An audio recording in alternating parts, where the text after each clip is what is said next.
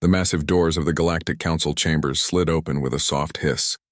Ambassador Jake Morrison walked through them for what he knew would be the last time. His polished black shoes clicked against the crystalline floor as he made his way to the human delegation podium. Around him, the curved tiers of seats held representatives from 43 different species. Most weren't even paying attention to his arrival. The Zenthari delegate was busy grooming his purple feathers while scrolling through market reports on his tablet. The Vorthak representative had her 6 eyes closed, probably taking a nap during what she considered another boring human complaint session. High above them all sat Council Chairman Zektar, his massive bulk filling the ornate chair designed for the hegemony species. His 4 arms were folded across his chest, and his expression suggested he had better places to be. Jake had served as Earth's ambassador for 12 years. He had watched his species be dismissed, ignored, and treated like children who should be grateful for any scraps thrown their way. Human colonies had been denied expansion rights while the Maritani claimed 3 new star systems in the same sector. Human ships were restricted to older trade routes while newer, faster lanes were reserved for established species. Human scientists were barred from advanced research projects, told their methods were too primitive to contribute meaningfully. The ambassador cleared his throat and activated his translation device. "Honored council members," he began, his voice carrying across the vast chamber. "I come before you today to deliver a final message from the United Colonies of Humanity." A few alien heads turned his way, but most continued their side conversations or paperwork. This was exactly what Jake had expected. Chairman Zektar made a gesture with one of his lower arms, the hegemony equivalent of "get on with it." Effective immediately, Jake continued, his voice steady and clear. "Humanity withdraws from all Galactic Council territories, agreements, and jurisdictions. We are terminating our membership and severing all official diplomatic relations." The chamber fell silent. Even the Zenthari stopped preening his feathers. Counselor Rixhai of the Maritime League was the first to speak. Her translator made her voice sound tinny and electronic. "Ambassador Morrison, surely this is some kind of negotiation tactic. Humans have complained before about their treatment, but withdrawal? That seems extreme." Jake shook his head. "This is not a negotiation. This is a formal notice of withdrawal. No conditions, no demands, no requests for reconsideration. We are leaving." The Vorthak representative finally opened her eyes, all 6 of them focusing on Jake with sudden interest. "Leaving to where exactly?" "Humans have colonies throughout Council space. Your people work in our industries, maintain our equipment, serve on our ships. You cannot simply pack up and disappear." "We can and we will," Jake replied. "Every human citizen, every human facility, every human operation will be removed from Council space within the next 6 months." Chairman Zektar leaned forward, his massive frame creaking in his chair. "This is ridiculous. Your species has been part of the galactic community for 70 years. You have responsibilities, contracts, obligations. You cannot simply walk away from them." "We can," Jake said quietly, "and we are." The hegemony chairman's voice rose, echoing through the chamber. "Your departure will hardly be noticed, human. Your species contributes little beyond manual labor and basic maintenance work. The galaxy will function perfectly well without you." Jake nodded politely. "We shall see." He turned and walked toward the exit, ignoring the eruption of voices behind him. Some delegates called out questions. Others made threats about broken contracts and legal obligations. Jake didn't look back. By the time he reached his shuttle in the diplomatic bay, the first phase of Operation Silent Dawn was already beginning. Captain Lisa Hayes received the confirmation signal while orbiting New Geneva, a human agricultural colony in the outer territories. The message was simple: dawn breaks. She immediately activated the colony's emergency communication system. Every human settlement, research station, mining operation, and military outpost would receive the same message within the hour. The evacuation began immediately, but it wasn't rushed or panicked. Humanity had been planning this for 3 years. Every detail had been worked out, every contingency planned for. Dr. Kevin Park, head of the Human Colonial Administration, had spent months calculating shipping requirements, fuel needs, and destination logistics. The operation would move 200 million humans and all their equipment across dozens of light years to new worlds in the outer spiral. On Kepler Station, Chief Engineer Mary Collins, supervised the systematic dismantling of the antimatter containment systems that powered the entire sector's shipping hub. The aliens didn't know that humans had designed and built most of the critical infrastructure they depended on. They saw only the alien supervisors giving orders and assumed the primitive humans were just following instructions. Mining supervisor Bill Turner led his crew in shutting down the asteroid belt operations that supplied rare metals to half the Council's manufacturing base. His teams had been extracting materials from the most dangerous and difficult-to-reach asteroids, the ones other species couldn't or wouldn't tackle. The aliens would discover soon enough what happened to their supply chains when the humans stopped making the impossible look routine. Dr. Nancy Clark packed up her research from the Advanced Physics Laboratory on Centauri Prime. Her team had been working on quantum field manipulation, but their findings were classified under alien oversight. The other species in the project never realized that every major breakthrough had come from human insights. They would continue their research without the humans, of course, but progress would slow to a crawl. The withdrawal wasn't announced to the galactic media. There were no protests, no demonstrations, no angry speeches about unfair treatment. Humans simply started packing. They honored their current contracts but declined to renew them. They finished their shifts but didn't show up for the next ones. They loaded their personal belongings onto transport ships and quietly disappeared. Some alien supervisors noticed the departures, of course, but most assumed it was normal employee turnover. Humans had always been a mobile workforce, moving between colonies and stations as opportunities arose. A few more leaving than usual wasn't cause for concern. The pattern became clear only when examined at a galactic scale. On mining worlds, human geological experts were submitting resignations. On agricultural planets, human farming consultants were declining contract renewals. On research stations, human technicians were requesting transfers that never came. In space traffic control centers, human coordinators were training alien replacements and then disappearing. By the end of the first month, 15% of the human workforce had vanished from Council space. By the end of the second month, it was 40%. The aliens began to notice that certain operations were running less smoothly, but they attributed the problems to normal bureaucratic inefficiency. Captain Tony Garcia commanded the last human military vessel to leave Council space. His ship, the UHS Frontier, had been patrolling the border between Hegemony and Vorthak territories, keeping the peace between two species that had been enemies for centuries. As they jumped to hyperspace, Garcia looked at his navigation officer. Course laid in for the outer spiral. "Sir," the young woman reported. "Take us home," Garcia said quietly. Behind them, the first skirmishes between Hegemony and Vorthak patrols began within a week.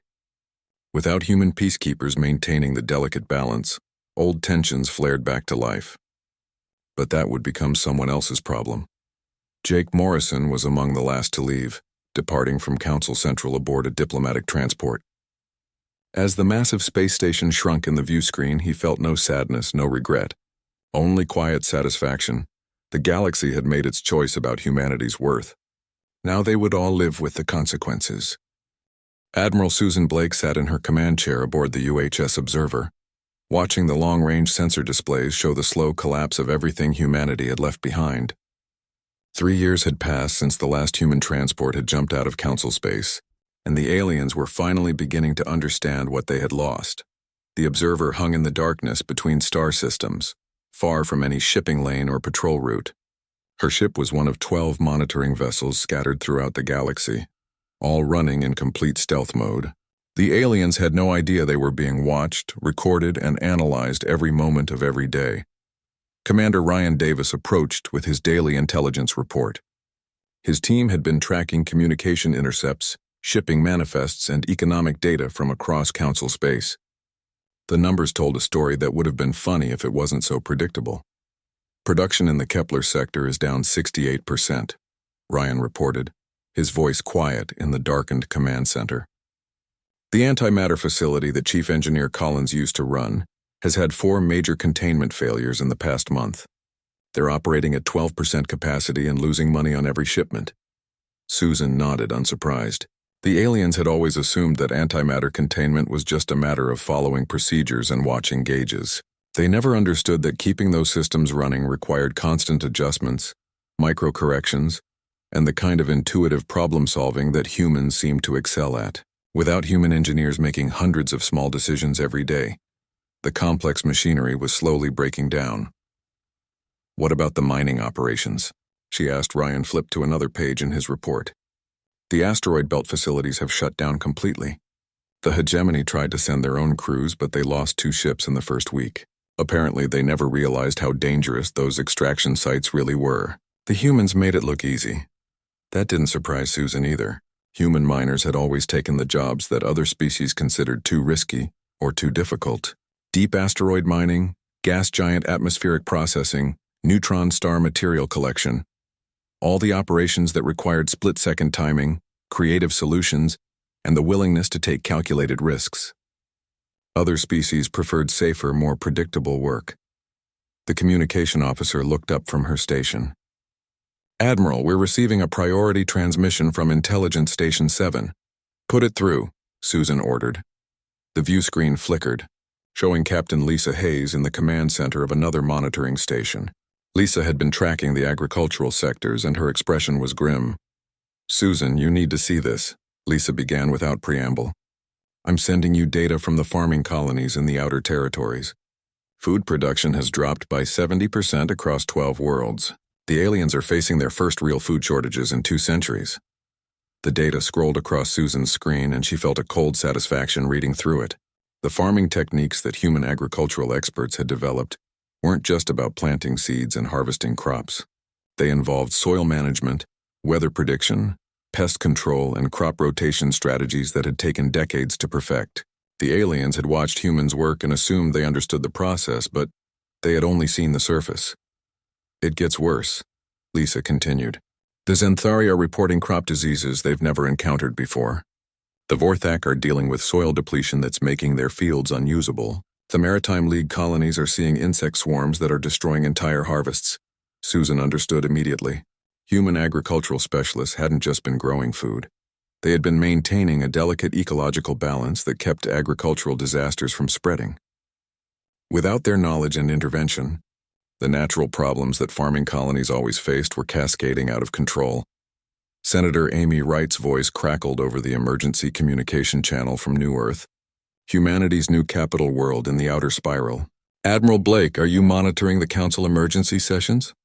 "We're watching everything, Senator," Susan replied. "What are you seeing from the political side?" Amy's laugh was bitter. "Panic, complete panic. Council Chairman Zektar called an emergency economic summit last week. They're trying to figure out why their entire infrastructure is falling apart. The hegemony is blaming the Vorthak for poor maintenance standards.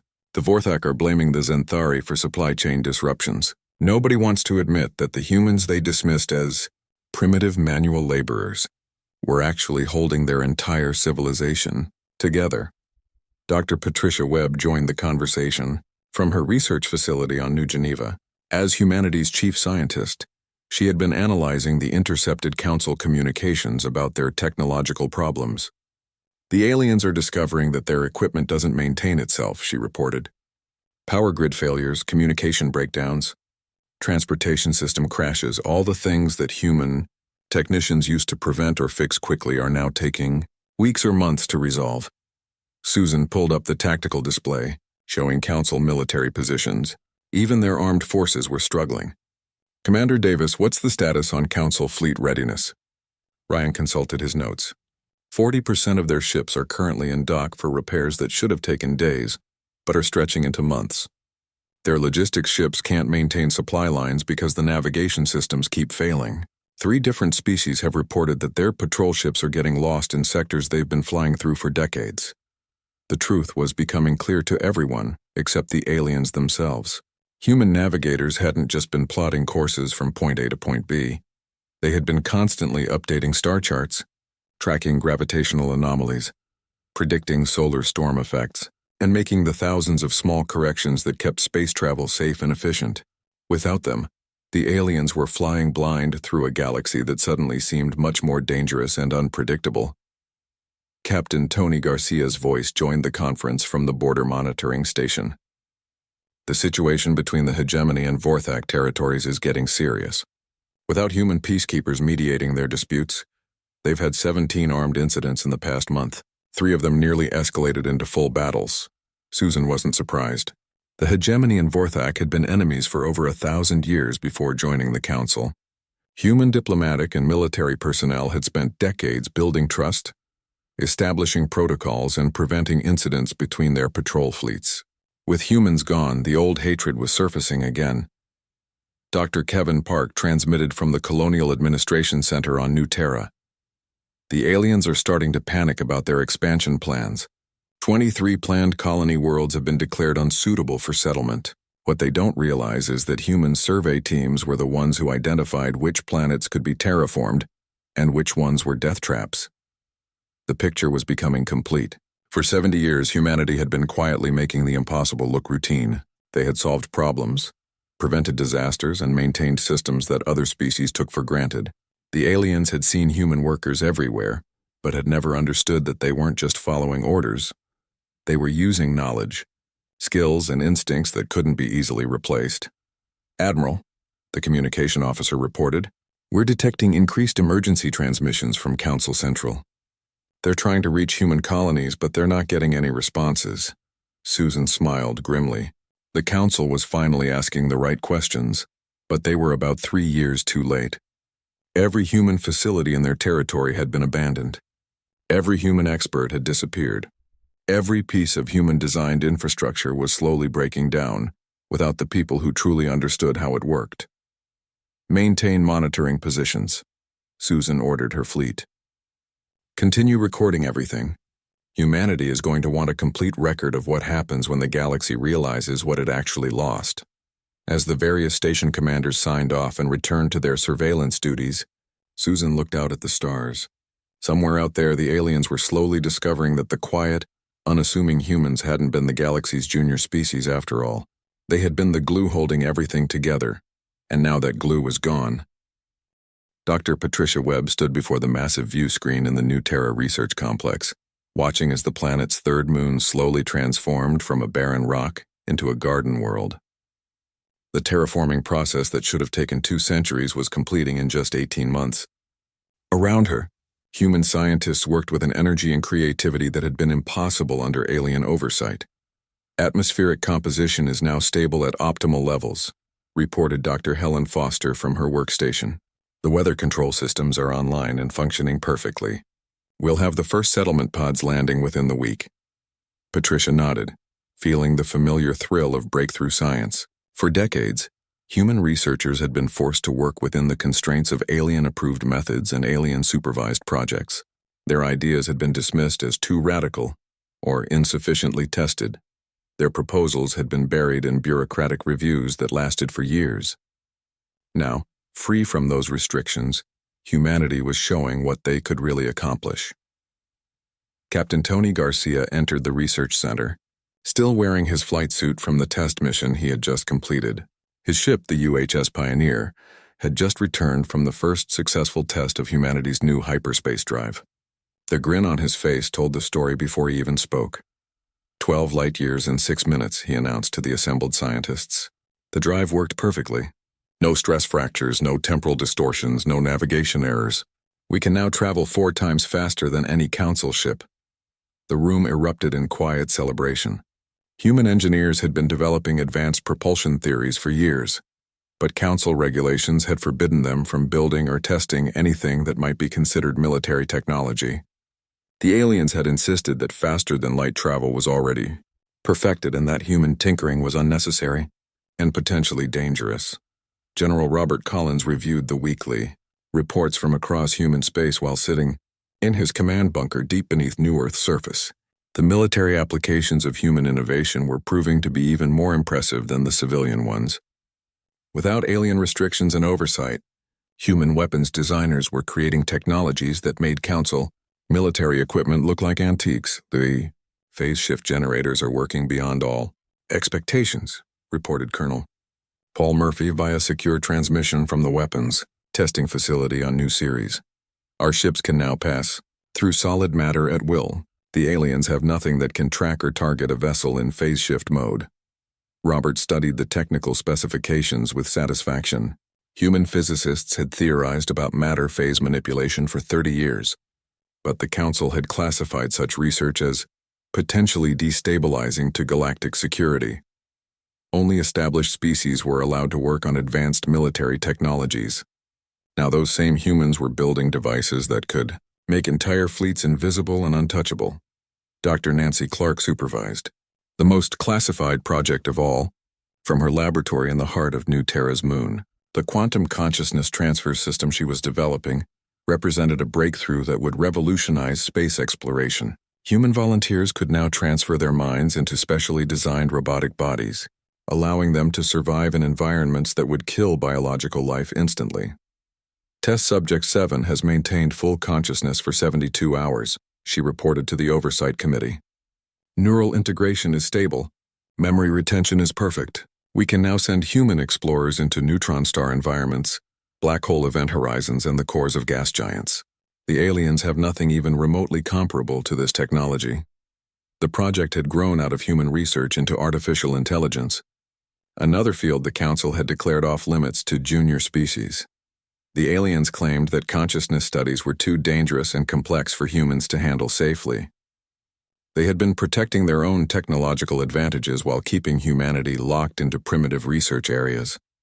Engineer Bill Turner worked in the massive shipyard orbiting New Terra, overseeing the construction of humanity's new fleet. The ships being built there looked nothing like the blocky utilitarian vessels that humans had been restricted to building under Council oversight. These new ships were sleek, organic-looking craft that seemed to flow rather than fly through space. The living metal hull plating is responding perfectly to command inputs, reported his chief engineer, Mary Collins. The ships can reshape themselves for optimal efficiency, depending on mission requirements. Combat configuration, exploration configuration, cargo hauling, the same vessel can adapt to any role instantly. The living metal technology had emerged from human research into biological engineering, combined with material science that the aliens had never even attempted. Council species built their ships from static materials that never changed once manufactured. Human ships were now essentially alive, growing and adapting to meet whatever challenges they encountered. Captain Lisa Hayes commanded the first deep exploration mission into uncharted space beyond the galactic rim. Her ship, the UHS Pathfinder, was equipped with all of humanity's new technologies, making it the most advanced vessel ever built. The mission was testing human capabilities in the most extreme environment possible, the void between galaxies. Long range. Sensors are detecting artificial structures in the intergalactic medium, she reported back to New Terra. We're investigating what appears to be a massive ring-shaped construct of unknown origin. Council exploration ships would never have been able to reach this location or survive the radiation levels we're encountering. The discovery was typical of human exploration philosophy. While Council species mapped and colonized the same regions of space they had occupied for millennia, humans pushed into the unknown, driven by curiosity and the desire to understand what lay beyond the next star. Their willingness to take risks and explore dangerous regions had always been dismissed as reckless behavior by more cautious alien species. President Dan Miller reviewed the progress reports from across human space during his weekly cabinet meeting. The transformation of human civilization was happening faster than anyone had predicted. Free from alien restrictions, human creativity and innovation were exploding in every direction simultaneously. Colony ship production is ahead of schedule, reported the Minister of Expansion. We're launching new settlements at a rate of 12 per month. Each colony world is being terraformed and developed using techniques that are decades ahead of Council capabilities. Military production is exceeding all targets, added the Defense Minister. Our new ships are not only faster and more maneuverable than alien vessels, but they're also equipped with weapon systems that make Council military technology look primitive. Scientific research is progressing beyond our most optimistic projections, concluded the Science Minister. Human researchers are making breakthrough discoveries in fields that the aliens claimed were impossible or too dangerous to explore. Dan looked around the table at his advisors. 3 years ago, these same people had been working under alien oversight. Their ideas dismissed, their projects delayed, their capabilities underestimated. Now they were leading a technological revolution that was transforming humanity from a minor galactic species into something entirely new. Senator Amy Wright joined the meeting via communication link from the monitoring station that tracked alien activities. The council species are still trying to figure out why their infrastructure is failing, she reported. None of them have realized yet that humans weren't just following orders. We were innovating solutions to problems they didn't even know existed. The truth was becoming clear to human leadership. For 70 years, humanity had been deliberately holding back their technological development to avoid appearing threatening to alien species who were already suspicious of human adaptability. Every breakthrough had been carefully hidden or delayed. Every innovation had been disguised as mere efficiency improvements rather than fundamental advances. Dr. Kevin Park transmitted the final report that summarized humanity's true capabilities. We estimate that human technology is now approximately 50 years ahead of council standards in most fields, and over a century ahead in critical areas like consciousness studies, materials science, and advanced physics. President Miller smiled grimly as he looked at the data. The aliens had spent decades treating humans as primitive laborers who should be grateful for any opportunity to serve more advanced species. They had never suspected that the quiet, efficient humans working throughout their civilization were actually the most innovative and adaptable species in the galaxy. Soon, very soon, the council was going to learn what humans could really do when they stopped pretending to be harmless. Council Chairman Zektar paced across the emergency session chamber, his 4 massive arms gesturing wildly as he addressed the assembled representatives. The holographic displays surrounding the room showed the grim statistics that had forced this unprecedented gathering. Production failures, supply chain collapses, and infrastructure breakdowns were spreading across council space like a plague. The situation has become critical, Zektar announced, his voice echoing through the chamber. Economic output has declined by 70% across all major sectors. Our military readiness is at the lowest point in 3 centuries. Colony worlds are requesting emergency food shipments while our mining operations struggle to extract basic materials. Councillor Rixhigh of the Maritime League stood up, her 6 arms spread in a gesture of frustration. The pattern is obvious to anyone willing to see it. Every failed system, every broken process, every collapsed operation has one thing in common. They all depended on human workers who are no longer here. The Vorthak representative, Defense Minister Calthex, slammed his clawed fist against his desk. Are you suggesting that our entire civilization was dependent on a single primitive species? That is impossible. Humans were laborers, nothing more.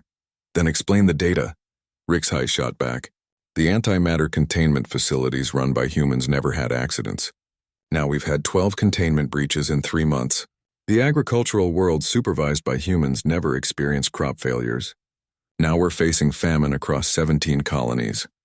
Agricultural Commissioner Verthani of the Zinthari spoke up, her feathers ruffled with anxiety. My analysis shows that human agricultural consultants weren't just following our established procedures. They were constantly modifying and improving our farming methods. Without their innovations, our food production cannot sustain current population levels. Trade Minister Lokhan of the Hegemony reviewed his economic reports with growing alarm. Our shipping networks have collapsed. Human navigators maintained route efficiency that we never understood. Human logistics coordinators prevented supply bottlenecks before they occurred. Human maintenance crews kept our transport systems running smoothly. Without them, our entire economy is grinding to a halt. The evidence was overwhelming, but many council members refused to accept what it meant. Admiral Kethfer of the Joint Fleet Command stood and addressed the chamber with military precision. Even if humans were more valuable than we realized, that does not excuse their abandonment of their duties and responsibilities.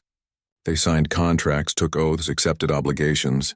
Their departure without notice has caused suffering and chaos throughout our territories. Mining Guild Representative Thakran agreed emphatically.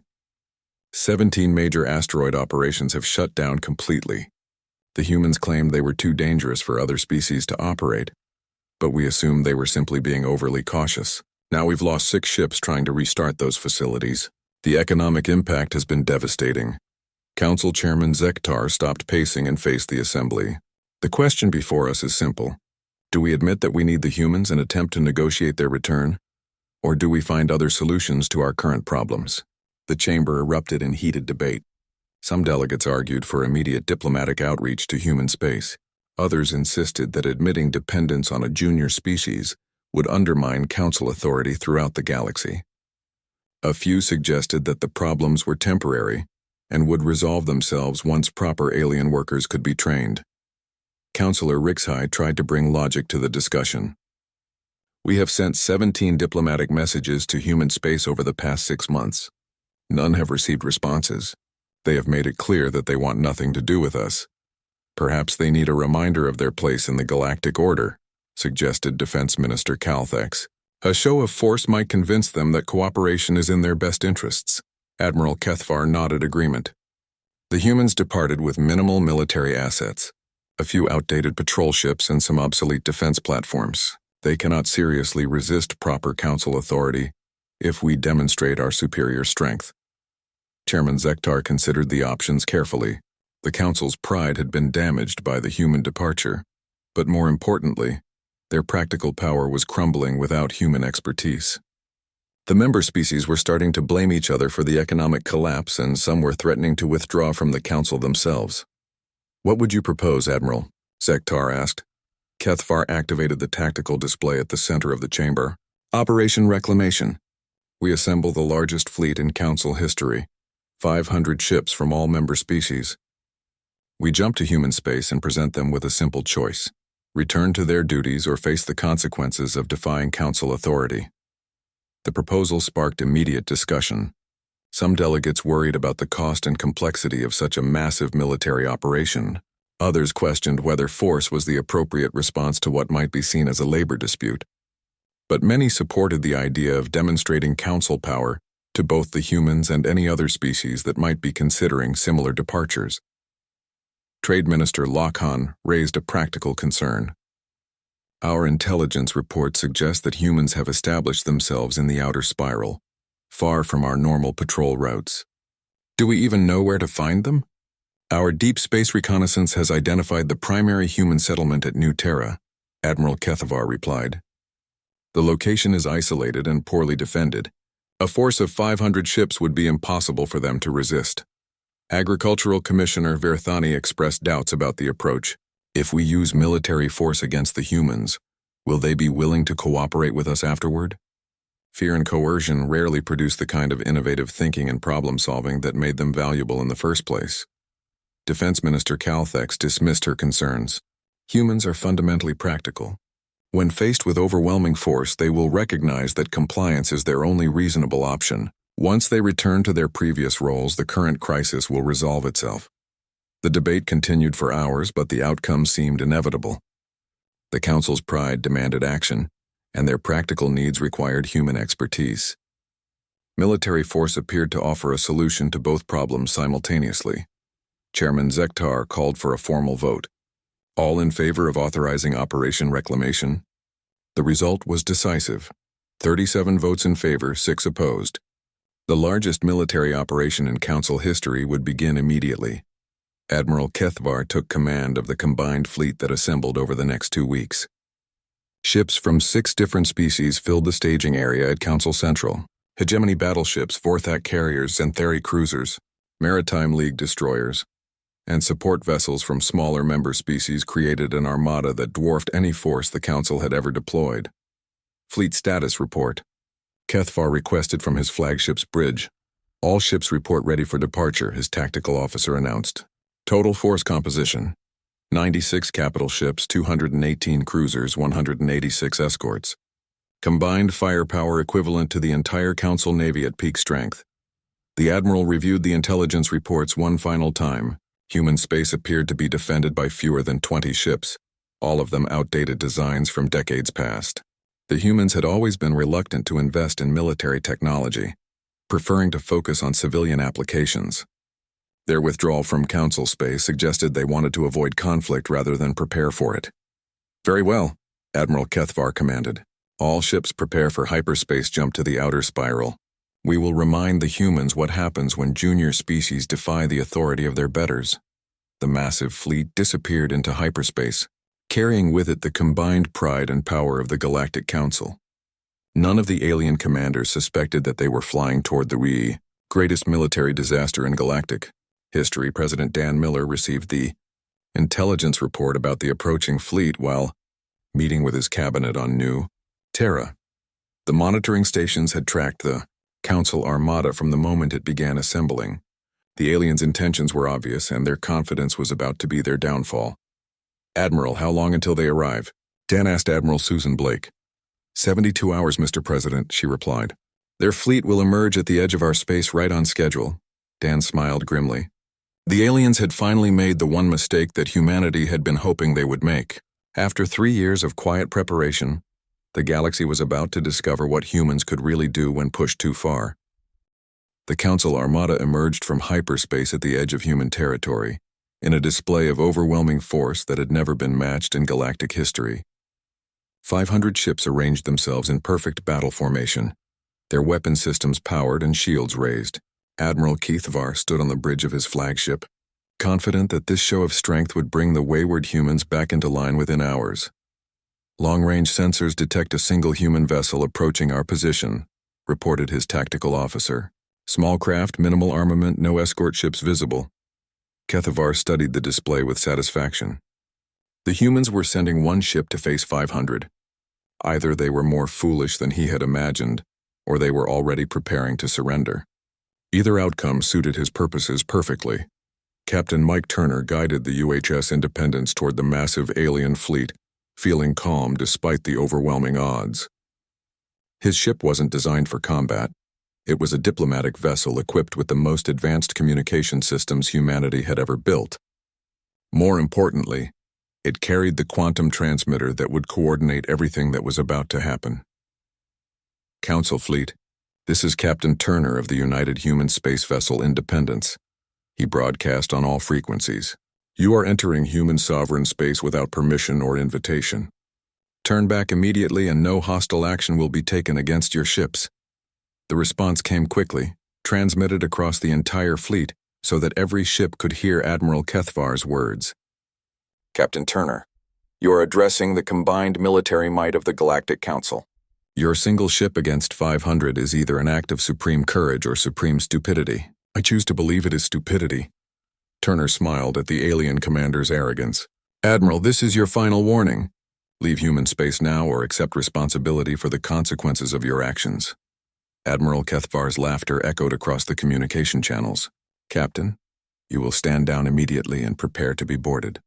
The Council has come to restore order and bring your species back to its proper place in galactic society. Resistance is not only futile but treasonous." "I'm afraid that won't be happening, Admiral," Turner replied calmly. "Humanity left Council space peacefully 3 years ago. We wanted nothing more than to be left alone. You have chosen to violate our territory with an invasion fleet. The responsibility for what happens next rests entirely with you." The alien admiral's patience finally ran out. "All ships target the human vessel. Fire a warning shot across their bow. Let them see what real military power looks like." Energy beams from a dozen Council ships streaked past the Independence, missing the small human vessel by mere meters. The display was intended to intimidate, to show the humans how easily their ship could be destroyed. Instead, it triggered the response that humanity had been preparing for 3 years. "Interesting," Captain Turner observed as his ship's shields absorbed the residual energy from the warning shots without even flickering. "Your weapons seem to be significantly less effective than our intelligence reports suggested. Perhaps Council military technology isn't as advanced as you believed." Admiral Keithvar stared at his tactical display in confusion. The energy readings from the human ship made no sense. Their shields had deflected weapons fire that should have overwhelmed any defensive system, and they had done it so easily that the human captain seemed completely unimpressed. "All ships, target the human vessel with full weapon arrays," Keithvar ordered. "Disable their engines and prepare boarding parties." The combined firepower of 50 Council warships focused on the Independence in a coordinated attack that should have vaporized any ship in space. Energy beams, plasma torpedoes, and kinetic projectiles converged on the small human vessel in a display of destructive force that lit up the darkness between stars. The Independence sat motionless in space, completely undamaged. Its shields hadn't even dimmed. "That was disappointing," Captain Turner commented. 3 years ago, weapons like those might have been a threat to human ships. Today, they're barely noticeable. Admiral, you might want to reconsider your position. Panic began to spread through the Council fleet as commanders realized that their most powerful weapons had no effect whatsoever on the single human ship. Admiral Kethvar ordered his tactical officer to run full sensor sweeps, trying to understand what kind of defensive technology could make a ship completely immune to Council weapons. "Sir, I'm detecting massive energy signatures throughout this star system," the tactical officer reported, his voice shaking. "There are artificial structures hidden everywhere, inside asteroids, behind planetary rings, even embedded in the surfaces of moons. Whatever those installations are, they're all powering up simultaneously." Captain Turner activated his quantum transmitter, sending the final authorization code that humanity had been waiting to use. "Dr. Nancy Clark, this is Independence. You are authorized to activate the defense grid." The response came from deep beneath New Terra's surface, where Dr. Clark had spent 3 years building humanity's ultimate defensive system. "Defense grid coming online, Captain. All systems are green and ready for deployment." What happened next would be remembered throughout galactic history as the moment when humanity revealed its true nature. The artificial intelligence that Dr. Clark had developed didn't just control weapons, it controlled space itself. Gravitational fields that had taken years to establish suddenly activated throughout the star system, creating bubbles of twisted space-time around every Council ship. Admiral Kethvar watched in horror as his flagship became trapped in a sphere of distorted gravity that made movement impossible. Around him, the entire Council fleet found themselves frozen in space, their engines useless against forces that made their technology look primitive. The humans weren't just using advanced weapons, they were manipulating the fundamental forces of the universe. "This is impossible," Kethvar transmitted to his fleet commanders. "How do they have this kind of technology?" "Our intelligence report said they were decades behind Council standards." Captain Turner's voice remained calm and professional as he responded. "Admiral, humanity has been developing this technology for 70 years. We simply chose not to use it while we were living peacefully in Council space. You forced us to show you what we're really capable of." The tactical displays throughout the Council fleet showed the true scope of what they were facing. Human ships were emerging from hidden bases throughout the star system, but these weren't the outdated vessels that Council intelligence had reported. These ships moved through space like living things, their hulls shifting and adapting as they flew. They phased in and out of normal space, appearing and disappearing at will. "Fleet status report," Admiral Kethvar demanded, though he already knew the answer would be devastating. "All ships report the same condition, Admiral," his communications officer replied. "We are completely immobilized. Movement is impossible. Weapon systems are offline and long-range communications are being blocked. We are effectively helpless." General Robert Collins watched the alien fleet's capture from his command center on New Terra, feeling satisfied that humanity's defensive systems had performed exactly as designed. The Council had brought 500 ships to intimidate 20 million humans. Instead, they had walked into a trap that had taken 3 years to prepare. "General, we're receiving surrender requests from multiple Council ships," reported his communications chief. "They're asking for terms and conditions for their release." Robert considered the options carefully. Humanity could destroy the entire fleet without losing a single ship, but that would make them look like the aggressors. Better to demonstrate restraint and show the galaxy that humans fought only when forced to defend themselves. "Put me through to Admiral Kethvar," Robert ordered. The alien commander's image appeared on the view screen, his expression showing the shock and disbelief of someone whose entire worldview had just collapsed. "I am General Collins of the Human Defense Forces," Robert announced.